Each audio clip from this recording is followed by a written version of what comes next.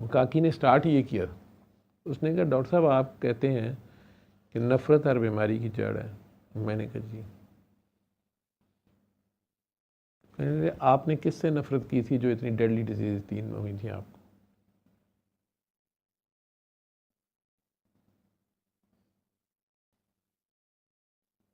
वो बच्चा जो अभी अमेरिका से आया हुआ था, जो उसकी दर्द का आप लोगों को शायद अंदाज़ा नहीं है।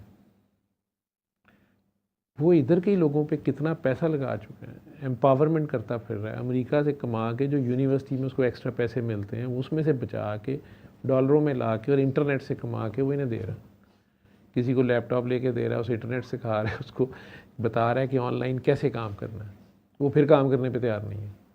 हालांकि उन्हीं में से एक औरत है जो 2 लाख रुपया महीना कम से कम अपना घर चला रही है। उसको तकलीफ़ क्या है? घर में भी उसको नींद नहीं आ रही, फिर आ रहा है वापस। ये इस तरह की जो रूहें होती हैं कि अपनी दुआओं में फंसी होती हैं। मुझे खुद पता नहीं था कि मैंने कितनी बड़ी अपनी औकात से बड़ी दुआ की हुई है, पता ही नहीं था कि या अल्लाह तूने हर मर्ज़ की शिफा नाजिल की है, मुझे दे दे, मैं मुफ्त बांटूंगा। 7-8 साल तो दुआ करता रहा, 7 साल की, बाज नहीं आया। तो उसने उस कढ़ाई में से गुजारा, उस चूल्हे पे, उस भट्टी पे चढ़ाया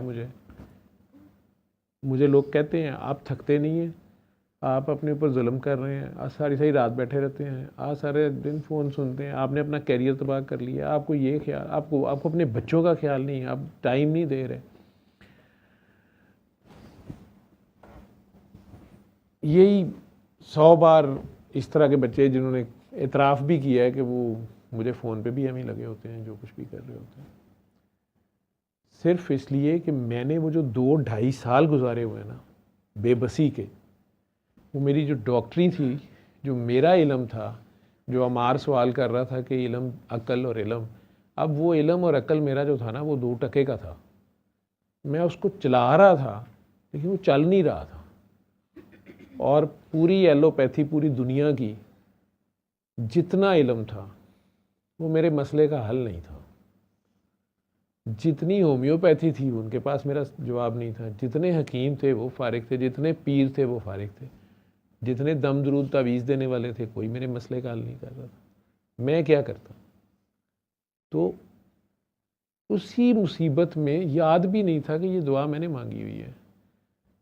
तो ऐसी बीमारी की तकलीफ़, ऐसी बीमारी का एहसास, ऐसी बीमारी में से गुज़रना जिसका पता भी हो कि इसका कोई इलाज नहीं है, और स्लो डेथ, आहिस्ता आहिस्ता वो टेस्टों को देखते रहना, अपने वज़न कम होते देखना, एवं ही चाहे चोट दरवाज़ा गुजरते हुए लग गई है, 2 दिन बाद भूल गई है चोट, अब दर्द हो रही है तो यही सोचते रहना है ये लगता है बोन में जो है ना सार्कोमा बन रहा है, ये हो रहा है, वो हो रहा है।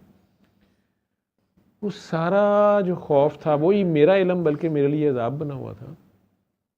लेकिन इस सारी सिचुएशन में से जब निकाला कि रब मेरे ने अपने उस बंदे के थ्रू, और एक ऐसा आसान सा हल जो सामने पड़ा हुआ था, जो मालूम भी था, कोई नई बात नहीं थी, कुरान का हरफ हरफ शिफा है, पता था, लेकिन इसकी कदर अब मुझे थी।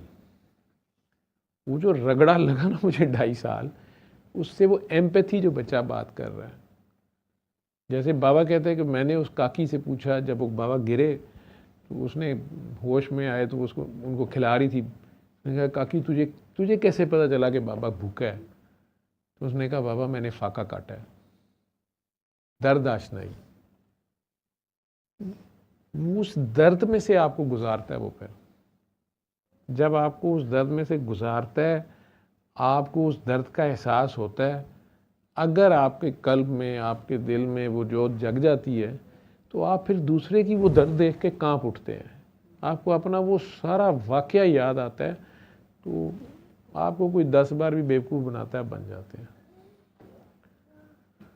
लेकिन अपनी दुआ में इंसान फंस जाता है, पता उसे होता नहीं है। अब वो काकी रो रही थी, कनाडा से आई है, मेरा बच्चा है, ये है वो है,